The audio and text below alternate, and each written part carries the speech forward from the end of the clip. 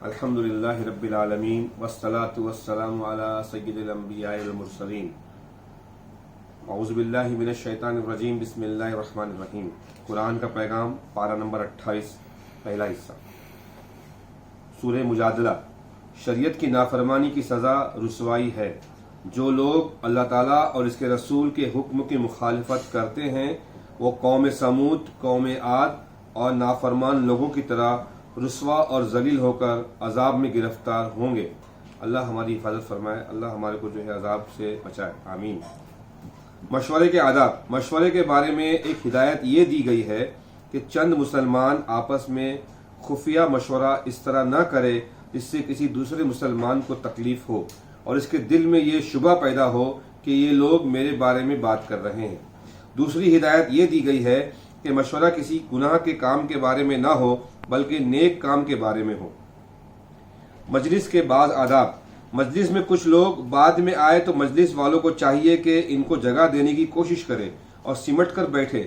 ایسا کرنے پر اللہ تعالیٰ نے کشادگی کا وعدہ فرمایا ہے، اور اگر امیر مجلس بعد میں آنے والوں کے واسطے جگہ کرنے کے لیے کسی کو مجلس سے اٹھنے کو کہے تو اس کو اٹھ جانا چاہیے۔ علم کا حاصل کرنا درجات کی بلندی کا سبب۔ اللہ تعالیٰ ایمان والوں کے درجے کو بلند کرتا ہے اور ایمان والوں میں خاص طور سے اہل علم کے درجے کو بلند کرتا ہے۔ علم کی وجہ سے اللہ تعالیٰ آخرت میں تو بلند درجات سے نوازیں گے، دنیا میں بھی بلند مقام، عزت اور احترام سے نوازتے ہیں۔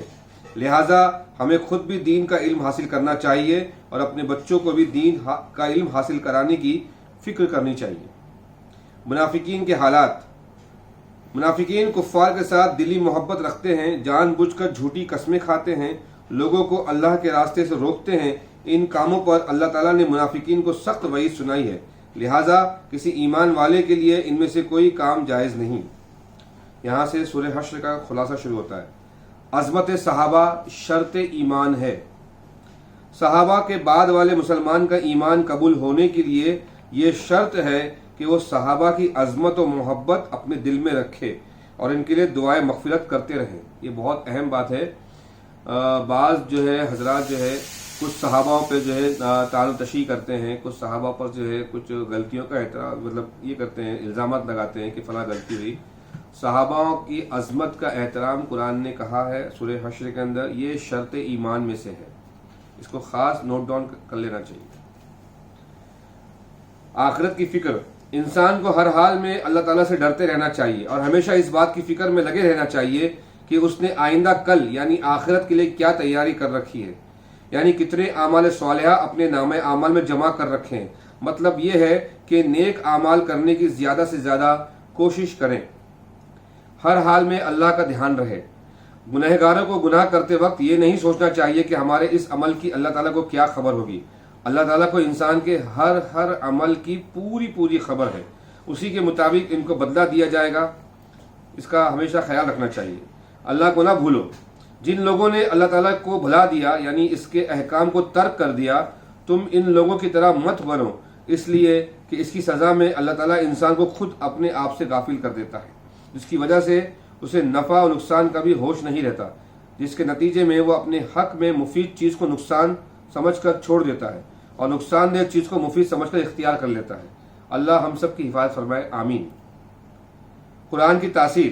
قرآن کو اگر پہاڑ جیسی سخت چیز پر نازل کیا جاتا اور اس میں سمجھنے کی صلاحیت ہوتی تو وہ بھی اس کی عظمت کے سامنے جھک جاتا بلکہ ریزہ ہو جاتا، مگر افسوس ہے انسان پر کہ ایسی مؤثر چیز سے بھی متاثر نہیں ہوتا۔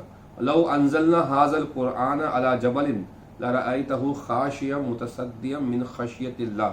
اگر اللہ تعالیٰ یہ قرآن کو پہاڑ پہ نازل کر دیتا تو پہاڑ اس کی ہیبت سے، اس کی عظمت سے ریزہ ہو جاتا۔ یہ جو پہاڑ ہم دیکھتے ہیں ہمارے اطراف کے، جیسے ماؤنٹ ایوریسٹ پہاڑ ہی سمجھ لو، اگر اس پہ بھی اللہ تعالیٰ قرآن نازل کر دیتا تو یہ پہاڑ وہ ماؤنٹ ایوریسٹ جیسا پہاڑ قرآن کی عظمت سے ریزہ ہو جاتا، پھٹ پڑتا۔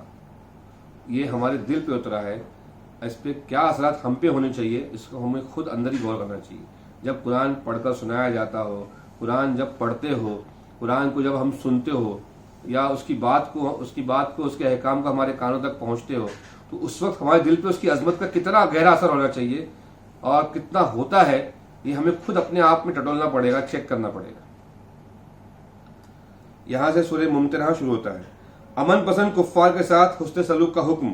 جو کفار مسلمانوں کو ستاتے ہیں ان سے دوستی کرنا جائز نہیں، مگر جو کفار امن پسند ہو اسلام ان کے ساتھ حسن سلوک، حسن اخلاق اور ہمدردی کا برتاؤ کرنے کی تعلیم دیتا ہے، اور ایسا کرنے والوں کو اسلام پسند کرتا ہے۔ یہاں پر پارہ نمبر 28 کا پہلے حصے کا خلاصہ ختم ہوا۔ آئندہ انشاءاللہ جو ہے باقی کا حصہ پیش کرے گا۔ السلام علیکم ورحمۃ اللہ وبرکاتہ۔